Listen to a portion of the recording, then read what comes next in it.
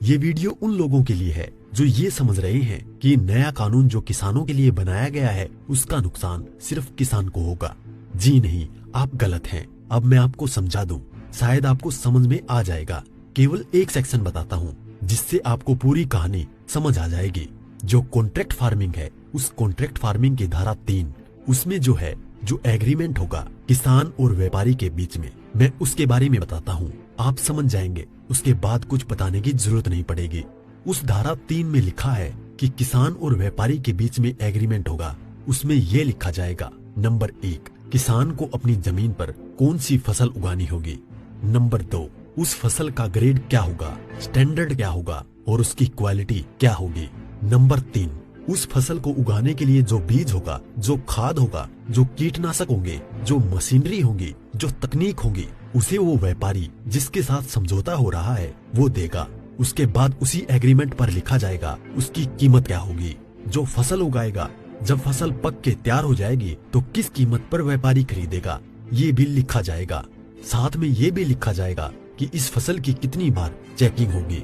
तो बोते समय जब फसल बढ़ रही होगी उस समय, और जब फसल कट के व्यापारी खरीदेगा उस समय, 3 समय उसकी चेकिंग होगी। अब मैं आपको समझाता हूँ एक बहुत मोटे से उदाहरण से। समझो, ये मानिए कि इस कानून के हिसाब से पूरे देश की जमीन, पूरे देश के जो किसानों के पास जमीन है, उसका जो व्यापारी है उनसे एग्रीमेंट हो गया। व्यापारियों से एग्रीमेंट होने के बाद सारी जो फसल है वो कहाँ जाएगी, व्यापारी के घर में। इसका मतलब ये हुआ कि सरकार के पास खरीदने के लिए एक दाना नहीं बचेगा।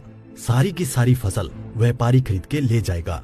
और व्यापारी कितनी फसल खरीद सकता है, पहले उस पर प्रतिबंधता थी। अब आवश्यक पशु अधिनियम से वो बैरिकेड हटा दिए गए हैं। यानी कि जो एक लगा रखा था बैरियर कि इससे ज्यादा नहीं खरीद सकते, लिमिट लगा रखी थी, लिमिट को खत्म कर दी। इसका मतलब व्यापारी जितनी चाहे फसल खरीद के अपने गोदाम में रख सकता है। अब मानिए कि पूरी फसल किसान से व्यापारी के घर चली गई, तो आप थोड़ा सा पीछे आइए। 2013 में इस सरकार ने संसद में कानून बनाया था इस देश के गरीब लोगों के लिए, 82 करोड़ गरीब लोगों के लिए। नेशनल फूड सिक्योरिटी एक्ट यानी राष्ट्रीय खाद्य सुरक्षा कानून के तहत 82 करोड़ लोगों को 3 रुपए किलो चावल, 2 रुपए किलो गेहूं और 1 रुपए किलो मोटा अनाज देना था। अब मैं आपसे सवाल पूछता हूँ, अब समझिए, आप सब कुछ जब सारा अनाज व्यापारियों के पास चला गया, सरकार के पास कुछ नहीं है, तो सरकार इन 82 करोड़ लोगों को कहां से अनाज दिलाएगी, पहले तो ये बताएं। इसका मतलब जो 82 करोड़ गरीब सरकार की मदद पर निर्भर था वो खत्म हो गया। मतलब आप कह रहे हैं कि किसानों के खिलाफ बिल है, किसानों की भलाई की बात कर रहे हैं, किसानों के खिलाफ लोग समझ रहे हैं। नहीं, ये पूरे देश के खिलाफ है। इससे 82 करोड़ गरीब खत्म। देश में 5 लाख जो राशन की दुकानें हैं वो भी खत्म। 5 लाख राशन की दुकानों में कुछ रोजगार भी मिलता होगा, वो भी खत्म। अब इसके बाद आप आ जाइए कि जब किसान को सारी चीजें, जो खाद भी है, बीज भी है, कीटनाशक भी है, मशीनें भी हैं, तकनीक भी है, वो व्यापारी जिससे समझौता हुआ है वो ही देगा। तो जो व्यापारी ये काम करते हैं, कोई खाद बेचता है, कोई बीज बेचता है, कोई मशीन बेचता है, तो कोई कीटनाशक बेचता है, वो व्यापारी भी खत्म।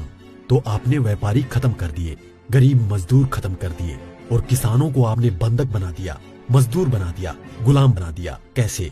अब मैं बताता हूँ। जब किसान की जमीन पर एग्रीमेंट हो गया तो किसान चाहकर भी अपनी जमीन में मानो मक्का बोए हुए है, मक्के से एक बूटा तोड़ के नहीं खा सकता। आज की तारीख में तो खेत में जाओ और एक नहीं 10, 20, 50 जितने बूटे तोड़ के खाने हैं खाओ, खूब सेक के, रिश्तेदारों को भी ले जाओ। साथ में गन्ना अगर बो रखा है, एक गन्ना नहीं खा सकता। क्यों? क्योंकि व्यापारी से समझौता है। अगर एक गन्ना टूट लिया तो फिर उसके बाद व्यापारी से लड़ते रहो। आप एसडीएम के यहाँ, एडीएम के यहाँ। मतलब ये है कि अपनी ही जमीन पर किसान अपने लिए, अपने बच्चों के लिए अगर मन करता है, जो फसल किसानों ने उगाई है, किसानों की मेहनत है, उसमें से एक दाना नहीं ले सकता। ऐसे कानून का क्या करेगा किसान?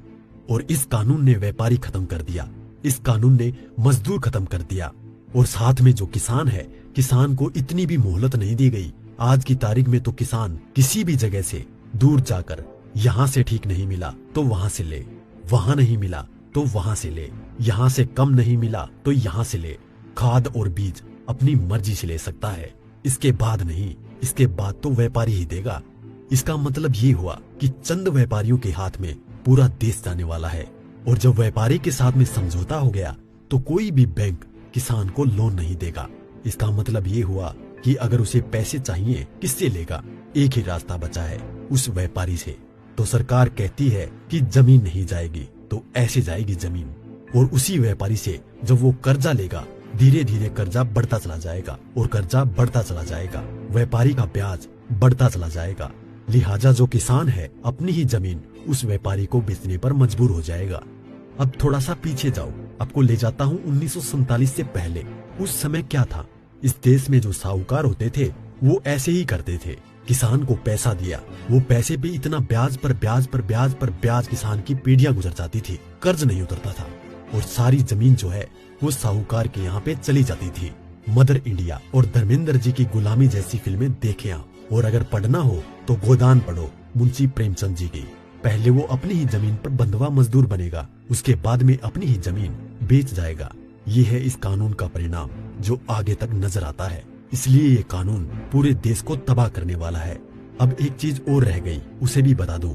जो मध्यम वर्ग के लोग जो आज रोटी खा रहे हैं, जब व्यापारी सारा अनाज अपने गोदामों में बंद कर लेगा तो वो जो आज उसने लिया, जिस दाम पे उससे 6 गुना 7 गुना 8 गुना दाम पर बेचेगा।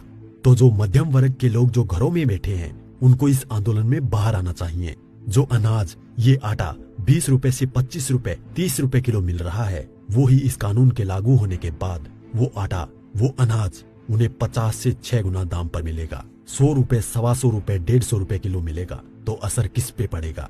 एक भी व्यक्ति नहीं बचेगा जिस पर इस कानून का असर ना पड़े। इसलिए मैं कहता हूँ कि ये किसानों के विरोध में नहीं है, देश को तबाह और बर्बाद करने के लिए है।